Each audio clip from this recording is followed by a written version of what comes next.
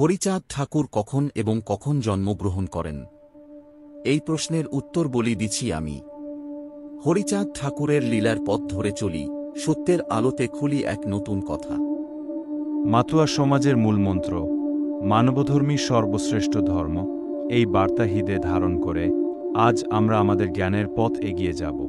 শ্রী শ্রী হরিচাঁদ ঠাকুর মাতুয়া ধর্মের প্রতিষ্ঠাতা ও মহাপুরুষ। তিনি 11 মার্চ 1812 সালে 27 ফাল্গুন 1218 বঙ্গাব্দ বর্তমান বাংলাদেশের গোপালগঞ্জ জেলার ওড়াকান্দি গ্রামে জন্মগ্রহণ করেন।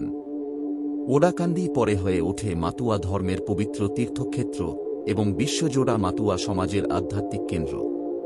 মাতুয়া ভাবধারা অনুযায়ী ওড়াকান্দি হল সেই পবিত্র ধাম যেখানে আবির্ভূত হয়ে হরিচাঁদ ঠাকুর সকল মানুষের মুক্তির পথ দেখিয়েছিলেন, সমতা, ভ্রাতৃত্ব, প্রেম ও মানবতার বার্তা ছড়িয়ে দিয়েছিলেন।